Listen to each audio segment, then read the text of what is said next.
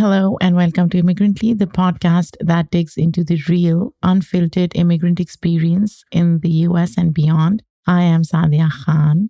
I hope all of you are well. There is a lot of trauma, grief, unsettled emotions around us, within us. And I hope that all of us can really lean into our shared humanity, advocate for each other, for equality and dignity for every single human, no matter where they live and what they look like. I also want to welcome all our listeners, old and new, who are joining me in this conversation. Thank you for choosing to click on Immigrantly and to spend time with me. I am so thankful for that. Before I begin today's conversation, I just wanted to share an anecdote with you. Now, I have probably mentioned this in my previous episodes, but you know what? This is for our new listeners. As a kid, I was all about storytelling, creating little tales for myself, or even mimicking my family to keep everyone entertained. It was cathartic. It was so rewarding. I would just immerse myself into all these different characters, internalize the essence of each. But here's the thing, I was always the star in my scripts. When I came to the US though, I noticed folks like me were usually stuck on the sidelines, playing facilitators to the white protagonists on screen or in real life. But what if we flipped the script and told our own messy, honest, diverse, and totally human stories? Well, as you know, we are doing just that on Immigrantly, and our today's guest is tearing down the stereotypes for actors of color in the West.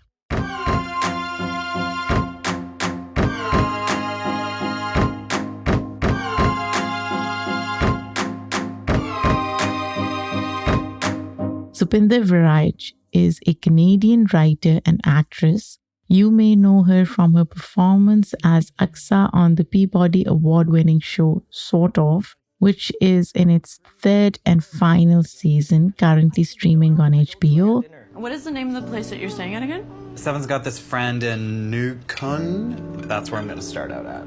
How do you say it? Nukun. Say that slow.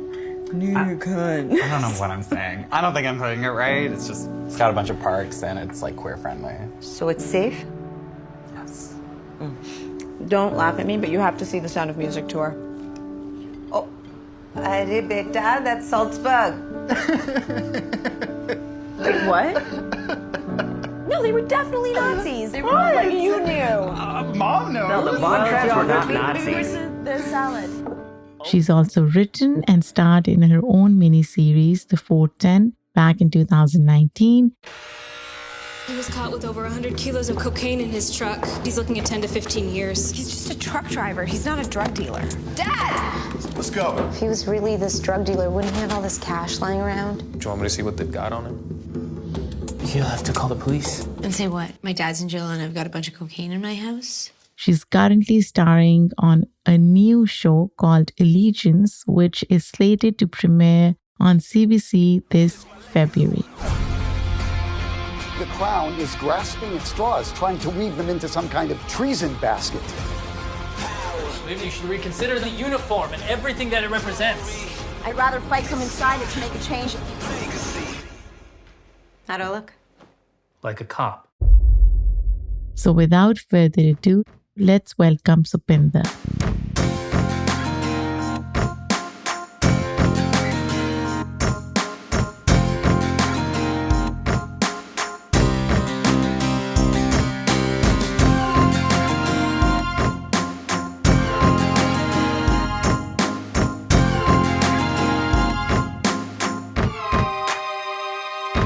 Hi, Supinder. How are you doing? Hey, Sally, I'm great. Thank you for having me. I am so excited to have you here, and you look great. I did not wake up like this. I had a little bit of help. You still look great. Doesn't matter if you had help or not. That's a compliment to me and 20 other people. So it seems like you are already having a very busy day today. Yeah, we did e-talk with Sonia Mungat this morning, which was lovely. It's nice to see so many South Asian women because I feel that like we've been in the production vortex for the last 4 or 5 months just making the show. And so now that it's coming out, the poster's out and people are starting to react to it. I think one of the things for me that's just been so special is to see all my brown women. It's really cool that this character, forget that it's me, but that just that she exists and that she's there and that, it's for now, my face is that face. Hopefully there'll be 10, 15 more coming up. And that it's also just not me up there, but in a way, I think the thing that's resonating, it's all of us, right? Like we haven't seen our families on screen before. We haven't had that moment to identify with a character and then have to subtract the fact that her skin color is different. And so that I think that those things are really neat, that we really get to put ourselves into Sabrina, because that's how I watch films. I, find a character that I identify with and then go through the story with that character. Sometimes I'm like, why would you do that?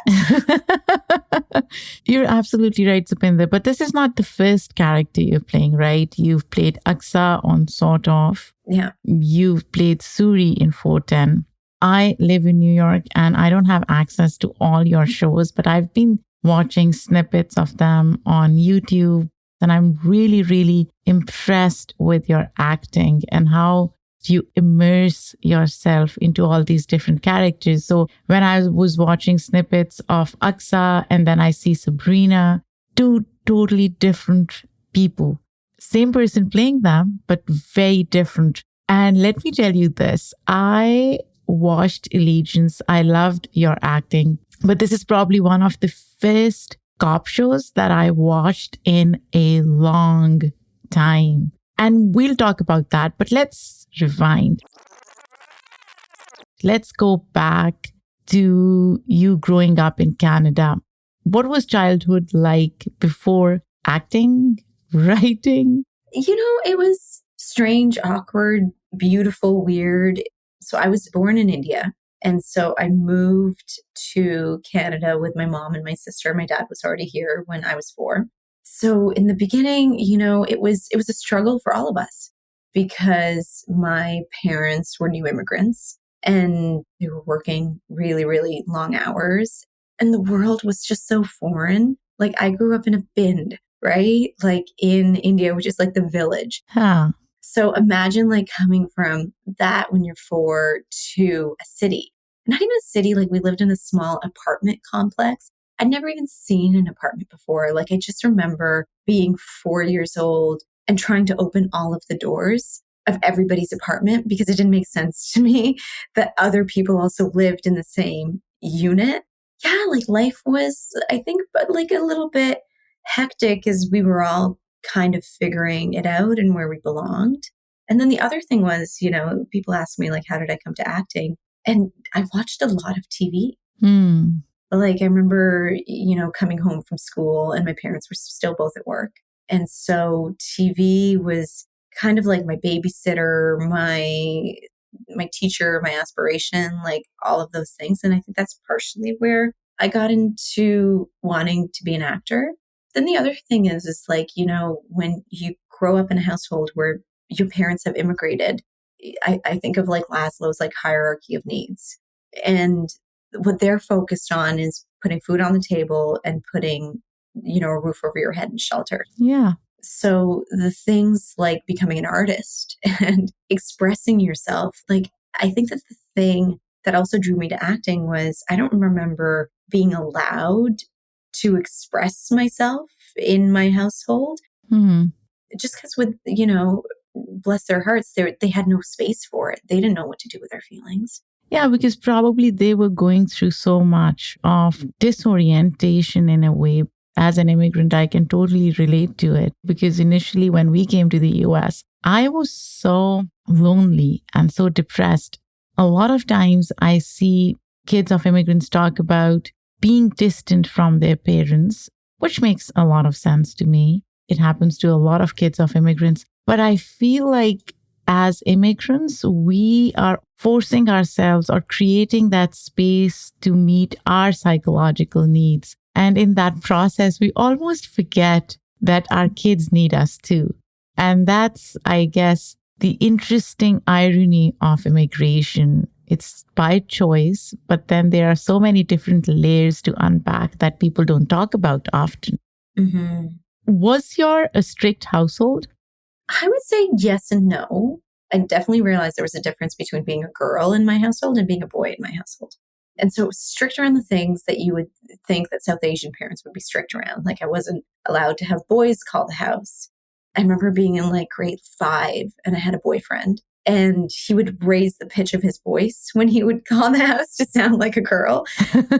You work around it. But it was interesting because my parents, they got married in 1984 and theirs was a love marriage in Punjab at the time. And so there were things that they were oddly open to in terms of like, I did the school play at school and they wanted us to be involved in extracurricular activities. And I think that part of it was that they owned their own business.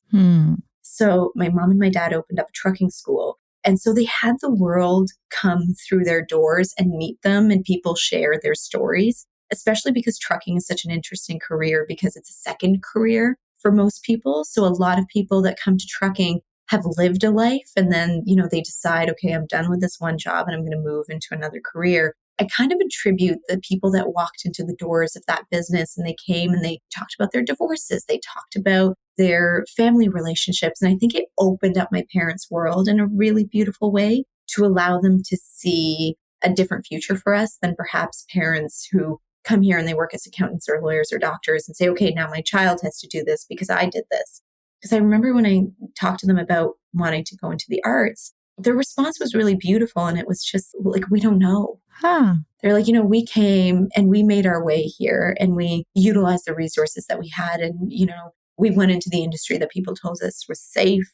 And so if this is what you want to do, go ahead and do it. But we're not sure that we can help you in the way that if you wanted to be a doctor or a lawyer, we know we can help pay for school and all of those things. They were just like, we don't know this industry. But it was kind of nice because they left me alone in that sense. And I think that that's the other thing when you're children of people who've immigrated, you get left alone a lot.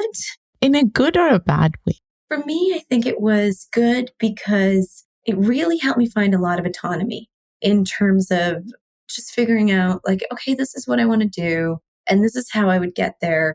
And because they were so immersed in their jobs and trying to make a living, I could hide things from them easier than parents who are a little bit more helicopter and involved. And so for good and for bad, like I kind of hid this thing that I wanted to do for a while. Like, remember I got a part in a music video when I was in high school and it shot overnight. And I think I lied that it was like a school trip. And then like overnight, just by myself, I went and shot this music video and then went to school the next day because I was kind of figuring it out. Like, this is the thing that I want to do. And how do I get to do it?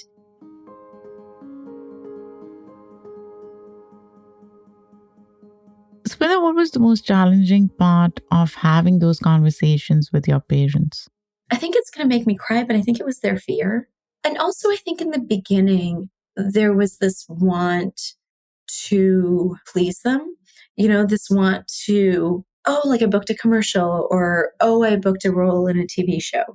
And like, I kind of had an idea that it was, it goes like this, right? But it just never felt like now I think, over 10 years of me doing this, it feels like when I watch a show with my mom, unfortunately, we've lost my dad. And that's hard because he would have been so proud in this moment. But yeah, I think it was like, I really wanted to be like, I want to do this thing and look, here it is. Right. And so in the beginning, when you're working and you're booking like a small appearance or a recurring and they watch it and they're like, you were great. But it didn't feel like it was almost good enough. Do you think it felt that it wasn't good enough to you and you were probably projecting it on your parents, or did they verbalize that feeling? No, I don't think they ever verbalized it, but I think that it was like, can you sustain yourself doing this? And I think that that's one of the most difficult things as an artist, because so often you have to have another job so you can do the thing that you love. Hmm. And I think so for a very long time, that was the case for me. And that was the case for my friends. And even now, I still have a hard time being the lead of a show, letting go of the idea that I need to have a backup, that I need to have another job, because you just never know what direction this is going to go in. So I think it wasn't verbalized on their end, but I don't think it was completely me. I think it was like, if this was a real career, it would be the only thing that you do. And that's not often the case.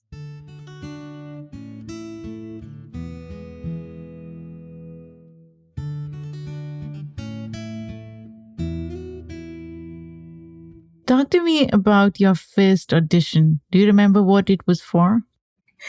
I have not told this story out loud, I think, ever. I'm going to tell you the story. So when I first started acting, I had this agent, and he was not great. He was somebody I probably found on the internet. And he would send me out for auditions, but they were more like cattle calls, not like, nobody was like, hey, we want to see Supinder. It was like a bunch of whatever. And it's so interesting how far we've come. Because at the time when I started acting, he was like, I think you should change your name. Oh, wow. To what? Did he suggest any names? No, unfortunately, he left it up to me, Sadia. I might have been better off if he had suggested some names. But so I was born in September, and it started with an S and it ended with an R. And so I decided I was going to change my name to September. Oh, wow. Interesting. I don't even know if I auditioned or they picked me off of a picture or whatever. But the first thing I went to ever shoot was this show. It was a comedy show, and it was called Fade to Brown. And it was a bunch of brown sketch artists that had created this show. I think it might have been a CBC show, but honestly, I can't remember. And so I show up, and the director was a Punjabi man, and I was playing brown girl number 2. And he looked at me and he said, your name is not September. And until you tell me what your name is, you're not allowed on my set. Oh my gosh, I love it. So I said, my name is Supinder. And he said, great, welcome, Supinder. And he said, Supinder. The way I would say it. Yeah, Supinder, welcome. But I was so mortified. Why? It was embarrassing, right? Like, it was embarrassing for somebody to call you out. It wasn't even my insecurity, right? It was somebody else's insecurity about my name. You're right. And sometimes we try, especially as a minority, whether immigrants, second gen, third gen, we try to cater to somebody else's insecurities, right? Yeah. Rather than ours. We are almost trying to make somebody else feel comfortable around us. The onus lies on us for some reason. I don't get it why. It's pretty fucked up, but it does. Yeah. Let me be more appetizing or tolerable or make your life easier so I can just breathe here. So I went back to my agent and I said, I can't do it. And oh my God, I have headshots with me as September. Yeah. And so anyways, I said, I can't do it. And then from then on, I stayed Supinder, and I'm so grateful for it.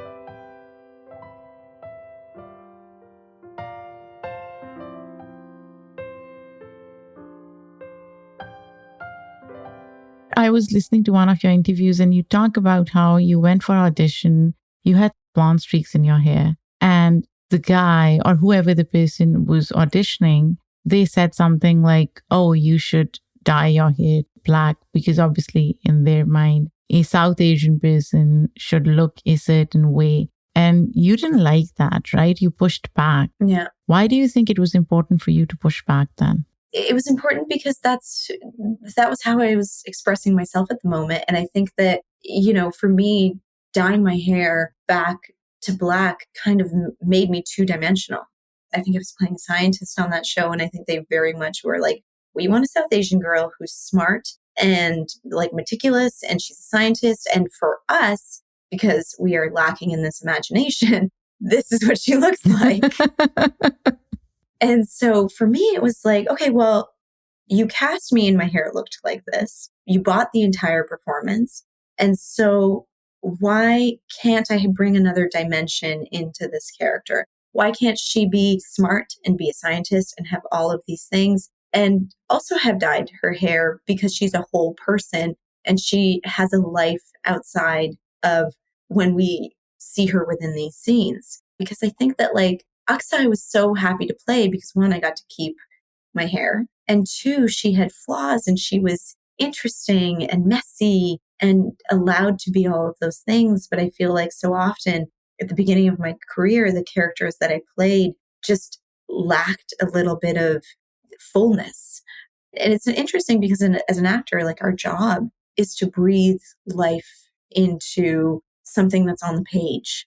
And so you think you would want that, but not everybody wants it. Yeah, and especially in, I guess, Western psyche, certain ethnicities look a certain way, right? So to expand that definition for them is challenging. And so actors have to push back. Sometimes they are unable to do it, but you did it. And you did it through 410. Looks like he was caught with over 100 kilos of cocaine in his truck. Charges are pretty severe. He's just a truck driver. He's not a drug dealer.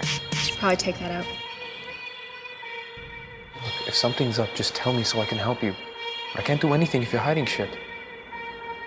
And I was so intrigued by it, Supinder, because I've heard of South Asians being in trucking business. My cousin is in trucking business. He lives in California.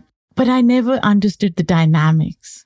And you explain it so well. But there is a personal connection, right? So talk to me about how this project came about, your personal connection, and generally, what was that process like? Because you're almost bringing your personal and your creative essence together.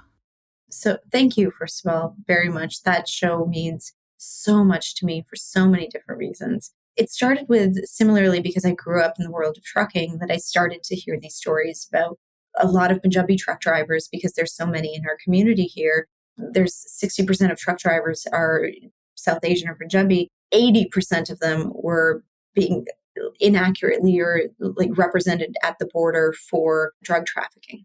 It was so prevalent. And I was like, why is this going on within our community? So that was sort of the first question mark that was raised. And then I started to look into it.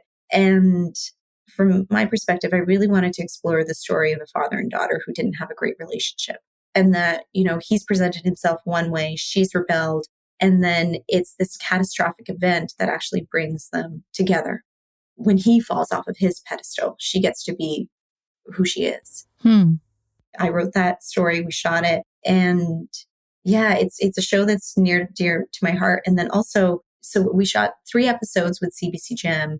And right now we're working with Vikram Motwani, who did Sacred Games, trying to shop the 1 hour larger version of that show, hopefully for US audiences.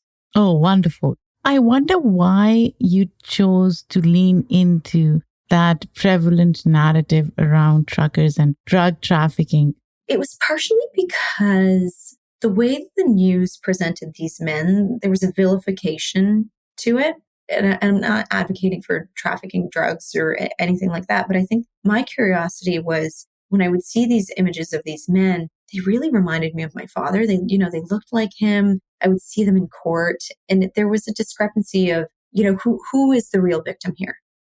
I had a lot of pushback on that show. I had a lot of negative comments and stuff that came at me after I shot it. And a lot of that criticism was, at the time Trump was president, and he was spewing all this stuff about, immigrants are criminals and they're ruining our country. And part of the criticism for me was, well, here you are, a South Asian woman, making a show and depicting our community as criminals. And I think in terms of having real equality, why does Marty Byrde get to be a criminal? Why does he get to have all of those nuances as a character? Why do we revere Walter White? You clearly don't know who you're talking to, so let me clue you in. I am not in danger, Skylar. I am the danger. A guy opens his door and gets shot, and you think that of me? No. I am the one who knocks. And as a white man, he gets to be that messy and that complicated, and we love him. But if I try to show my dad, all of a sudden I'm the problem. I love it. And it's so true. And I'm so glad you did that, Supinder, because a lot of times minorities in general, immigrants, kids of immigrants specifically, are boxed into this dichotomy of good and bad. Either you're good, and that goodness is defined by Western consciousness, or you're bad and there is no three-dimensionality to it. As you said, why can't we be those messy, honest characters? We exist on a spectrum of humanity, and there's always some context behind what people do and why people do what they do. And that is taken away from us somehow. And I'll add to that, because the other thing I wanted to explore was, I think within the context of our own community, especially as women, in terms of being labeled good or bad, you are good if you are obedient. You are bad if you are disobedient. Yeah. And I thought it was fascinating to explore the idea of what if for this woman to be obedient was to be a bad person, was to be a criminal, to help her family and to save her father and to follow in that. You know, I could go on about that show because I'm still developing and thinking about it.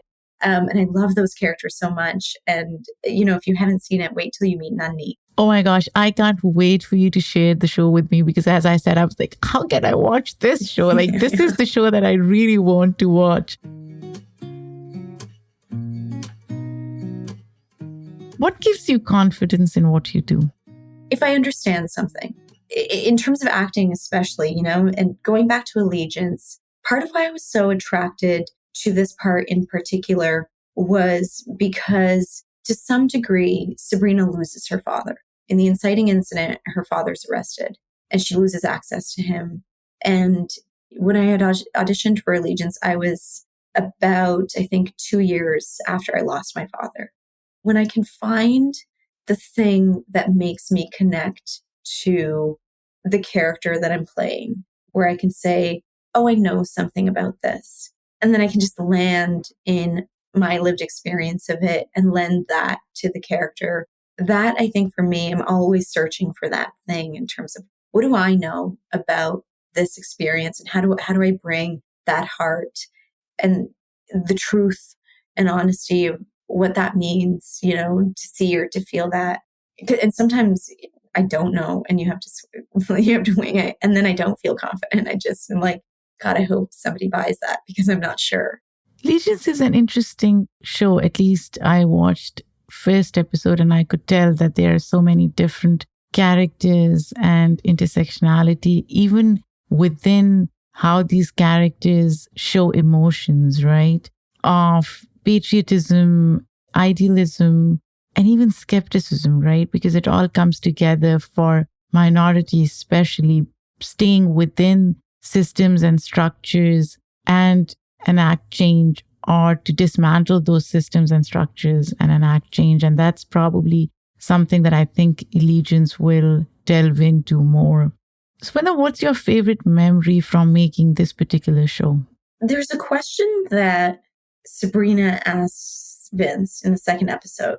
And I remember reading it because I think also with Allegiance, like the other jump that I had to make was I have immigrated from my own country, whereas Sabrina's family has been in Vancouver, in Surrey, in the BC area for generations. And so that was like trying to figure out, okay, what does that feel like? Like, what does that feel like when you look a certain way, but when people ask, like, where are you from? It's odd because your father was born here and you were born here. And so even though there might be an allegiance to a home country, and for me, there certainly is for Punjab, you know, and I'm digressing here, but like during like the farmers' protest, you know, I felt like my heart was there for them, that I wanted that win so badly. Like, so they, you know, we do have these allegiances to where we come from and who we look like and our bloodlines and our language and our food and all of those things. But so there's this moment when Sabrina asks Vince this question. And the question was, hey, you know that I'm not white, right? Because she's feeling insecure about these things that are happening to her. And she wants to open up this conversation with Vince. And I think it was one of those moments where I understood the difference between Supinder and Sabrina.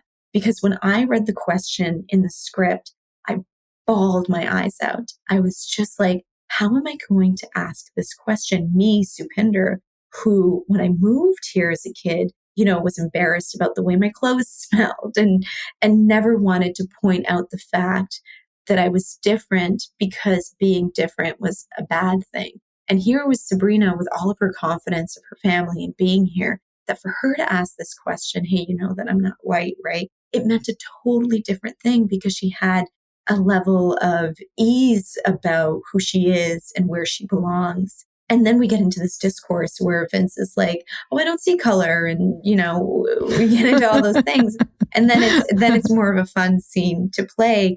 But yeah, that was one of my favorite moments because for me and Rico, you know, Rico is so open, and he's such a generous actor. And so for both of us, it was really like these two systems, right? This older white man who has been a cop forever and is kind of representative of the system being broken, but in a way that like, it's not callous. It's not for want of understanding. He just doesn't understand. He's never paid enough attention to, you know, and then you have this young cop who comes in and, you know, she's got the stink of her father's, everything that's happened around him. She's starting to realize, oh, I am different and I'm being treated differently for numerous reasons. And she says this question like, hey, you know, I'm not white, right? Is brave enough to open up that discourse with him. And I just loved that scene. Have you been able to have that conversation in your personal life now? I don't know that a circumstance has come up in that same sort of way. But do you have that conversation with you? You know what? I had to have it, I think, when I wrote the 410. I really, because like before writing the 410, I kind of had a moment of reckoning, right? Like it was like I wasn't getting the parts. I wasn't getting the offers. I wasn't getting the experience to be inside out, you know? And so, and I'll tell you, Sadia, like in terms of having to have a job to support your career, like I worked at my parents' trucking school for years, and it was the last thing I wanted to write about. It was one of those things like, oh, I don't really want people to know this thing about me. You know, there's so many walls that we put up to protect ourselves from other people seeing us. Oh, absolutely. Yeah. And that was one of those things because especially with trucking, you know, it's so associated with being South Asian and Punjabi. It's just one of those. And it's like, I didn't want to be out about it. But then you owned it unapologetically, right? Yeah. And then I had to have that moment of, okay, what makes me me? Who am I? What am I interested in? What do I want to play? And it's so nice to hear people, and you haven't even seen the show, but you want to see the show, especially women that are just, they resonate with that story so much because I think that was a moment where I was like, I need to be seen for who I am and I can't hide from it. And I'll tell you, like from that moment on, it changed my career and put me on a trajectory that I hadn't been before, which is pretty awesome, you know, when you stop being afraid of letting people see you. I want to tell you about a headgum podcast I think you are going to love. Fake the Nation with Nagin Farsad is an excellent addition to my list of new podcasts that I'm obsessed with. You may know Nagin from her TED Talk, from NPR's Wait, Wait, Don't Tell Me, or her book, How to Make White People Laugh. On Fake the Nation, Nagin and a rotating cast of her funniest, smartest, and most politically astute friends, people like Samantha Bee, Neil deGrasse Tyson, Larry Wilmore, and so many more, break down the news, make you laugh, think, and deliver a gut punch to humanity. Subscribe now so you don't miss another episode of Fake the Nation, airing every Thursday. Find it on Spotify, Apple Podcasts, Pocket Casts, or wherever you listen to podcasts. Supinder, do you have any expectations from Allegiance? Is there anything that you really want people to take away from this show? I think that especially for, you know, like whenever I speak to, like in my experience, the Punjabi community, but I imagine the brown community at large, there's always like, oh, you're an actor. Oh, like, what is that like? What have I seen you in? You know, like there's those kinds of conversations. And I think just to be up there on a poster, our face, my face, I think that there's a belonging in terms of that representation where, you know, whether you're somebody like Sabrina and you've been here for generations and you haven't seen yourself, or whether you're somebody who's come here recently and you look up that poster and you're like, oh, like the Canadian Broadcasting Company, right? The CBC. is representative of all of the people who live in this country, has made a show about somebody who looks like me, I must belong here. There must be a space here for me. What does belonging look like to you? How do you define belonging? I think it's that comfort. I think there's a comfort in belonging where you don't have to do that thing. You don't have to change your name. You can, be sitting across somebody at a lunch table and, unfold your roti and your sabji. And you don't have to sanitize your stories. Yeah. Because a lot of times we're expected to do that. Just let's leave all the inconvenient truth, all the messy conversations out. We don't have to do that, right? I hope so. I mean, the messier we can be, the more equal we can be.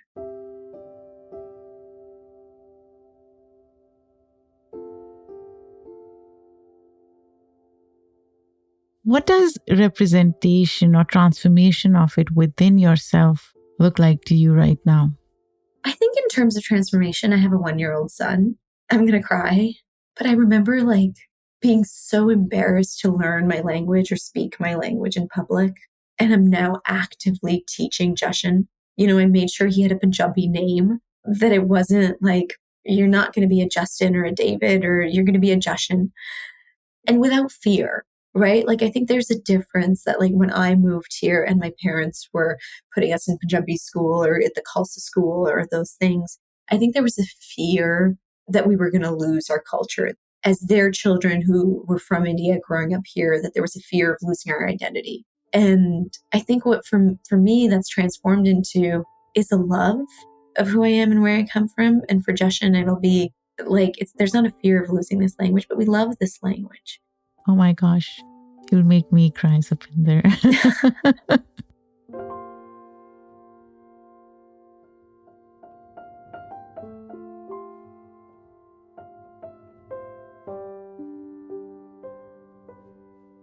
What does representation in the entertainment industry look like right now, especially in Canada? I think it's changing. I really do. I think I'm really hopeful about the content that we're creating. I did an interview with Didi Hood, and then I saw that they were promoting Late Bloomer, which is Just Rain's new show. And my friend Agam Darshi is on Sight Unseen, which is a CW show. And she directed an episode of Allegiance. And so it's changing. There's more opportunities. There's more interest. I think we're moving in a hopeful direction.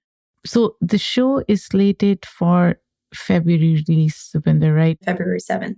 We are recording this in January. Can people in the US watch it? Well, hopefully we will have some information about US, international, where people can see the show outside of Canada. But right now it is February 7th release date on the CBC, Wednesday nights at 9. So normally I ask my guests to define the United States of America in a word or a sentence. I'll ask you to define Canada. What I love about being Canadian is that being Canadian feels malleable. I remember growing up in school and being like, oh, the US is a melting pot and Canada is a tossed salad. That's kind of just... We're trying to shift away from melting pot. Not a great descriptor. I don't know why people use it still. Yeah. Well, I think there's an assimilation that happens in the US a little bit more so than my sense is that it happens in Canada. I would say that even in terms of our political system, Punjabi is the third most spoken language within our political system in terms of MPs and representation. And so I do think that, the people who are diverse, the people of color, the people who are not from this country, there's a shaping of this country that I feel is possible here, but I haven't lived in the US. This was so good, Supinder, and I'm so excited for your new show. I can't wait. Best of luck for Allegiance. I'm sure it will do really well. Come back on Immigrantly. I want to talk to you about so many other things. We could have talked about sort of, but we didn't. And I'm sure you'll be doing a lot more shows. So would love to have you again. Oh my God, Sadie, this was so lovely. Thank you so much for your thoughtful questions and your genuine interest. You're such a good listener. You just have an ease about you. It was so comforting. Thank you very much.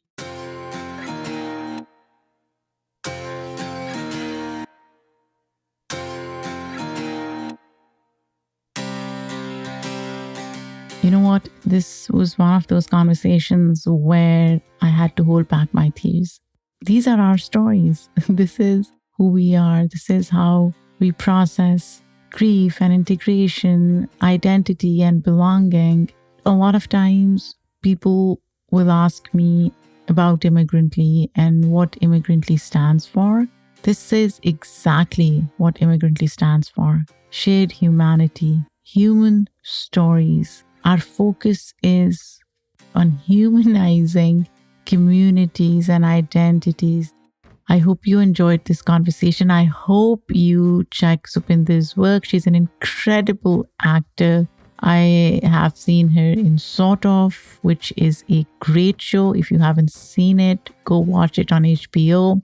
Allegiance, hopefully when we have availability in the US. And 410. Oh my God. If you want to just watch a snippet of it, go to YouTube and check it out. This episode was produced by me, written by Boba Kafshari and me. The editorial review was done by Shay Yu. Our sound designer and editor for this episode is Hazik Ahmed Farid. Immigrantly's theme music is done by Simon Hutchinson. Come back next week when I bring another incredible story to share with all of you. Take care.